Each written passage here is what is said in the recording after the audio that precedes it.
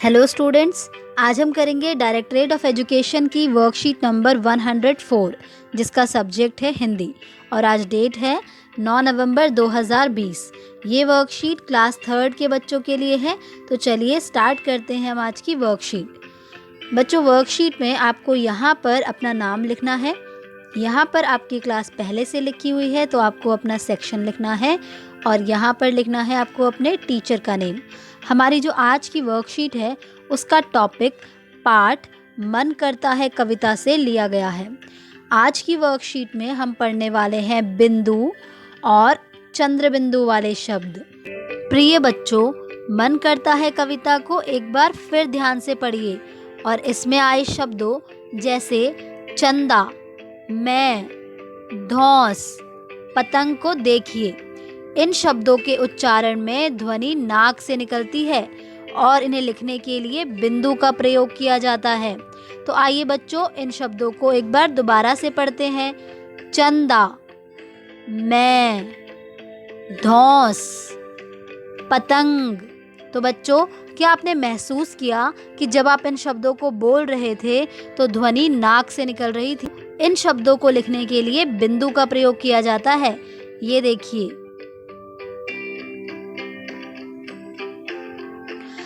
चलिए अब हम इसे आगे पढ़ते हैं। अब जरा नाक को दबाकर बंदर, पंजाब और सुंदर बोलने का प्रयास कीजिए। तो आइए इस खेल को खेलते हैं और अपनी नाक को दबाकर हम इन तीनों शब्दों को बोलने का प्रयास करेंगे। तो चलिए, बंदर, पंजाब, सुंदर। नहीं बोल पाए ना? इसी तरह लगाऊं, बढ़ाऊं, जमाऊं, मचाऊं, उड़ाऊं पर भी ज़रा ध्यान दीजिए। ये वे शब्द हैं जिनके उच्चारण में ध्वनि मुंह से अधिक व नाक से कम निकलती है। बच्चों ध्यान दीजिए, ये वे शब्द हैं जिनके उच्चारण में ध्वनि मुंह से ज़्यादा निकलती है और नाक से कम निकलती है। आइए इन्हें एक बार फिर से पढ़ते हैं। लगाऊं, बढ़ाऊं, जमाऊं, मचाऊं, उड़ाऊं और इन्हें लिखने के लिए चंद्र बिंदु का प्रयोग किया जाता है। आइए बच्चों, बिंदु और चंद्र बिंदु वाले शब्दों को थोड़ा और अच्छे से जानते हैं। बच्चों, बिंदु वाले शब्दों को अनुस्वार शब्द भी कहा जाता है। क्या कहा जाता है? अनुस्वार शब्द। ये बिंदु शिरोरेखा के ऊपर लगता है। शिरोरेखा क्या होती है? जब भी आप कोई शब्द लिखते हैं, मान लीजिए आप लिख रहे हैं मंगल। क्या लिख रहे हैं? मंगल। तो इसके ऊपर आप एक ऐसी रेखा खींचेंगे। यही रेखा क्या है? शिरोरेखा है। क्या है? शिरोरेखा। अब मैंने बोला तो मंगल था, पर क्या मैंने लिखा भी मंगल है? नहीं, मैंने तो लिखा है मगल, मगल। लेकिन अब मुझे इसे मंगल शब्द बनाना है। तो मैं क्या करूँगी? उसके लिए मैं अनुस्वार यानी कि बिंदु यानी कि अंक की मात्रा को म पर लगा दूंगी और इस तरह से ये बन जाएगा मंगल। क्या बन जाएगा? मंगल।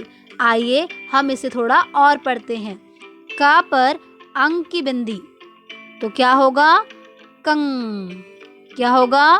कंग। ऐसे ही ख पर अंक की बिंदी, तो हम कैसे पढ़ेंगे इसे?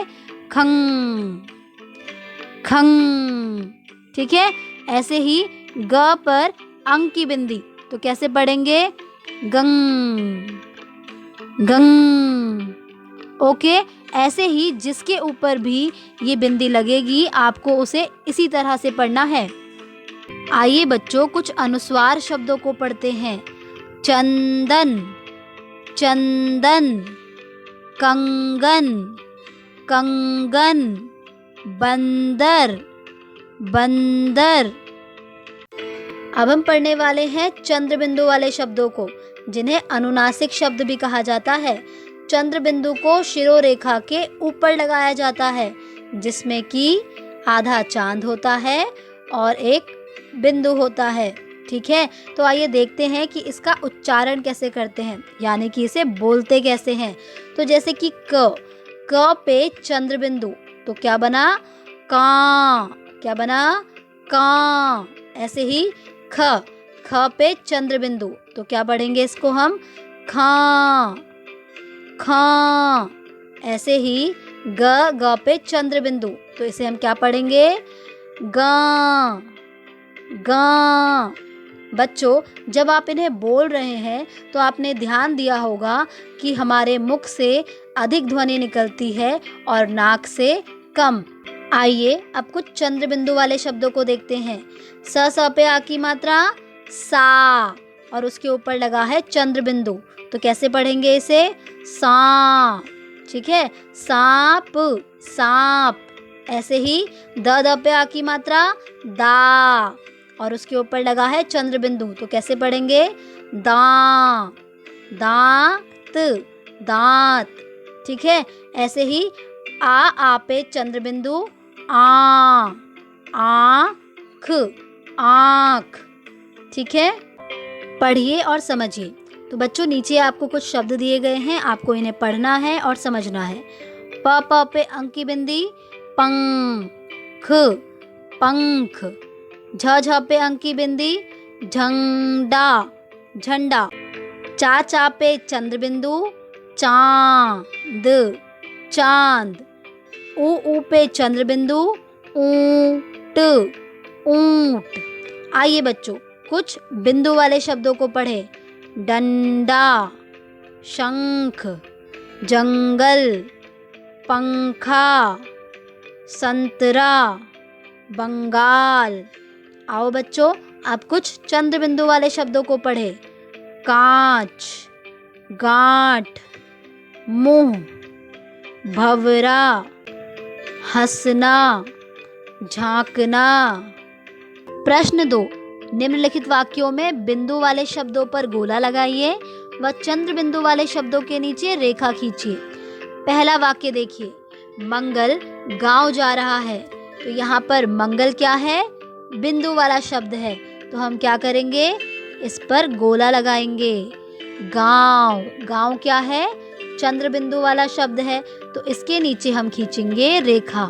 ठीक है, दूसरा देखिए, कुएं में एक सांप रहता था, तो कुएं, यहाँ पर जो कुएं शब्द है ये क्या है? चंद्र बिंदु वाला शब्द है, तो इसके नीचे हम रेखा खींचेंगे।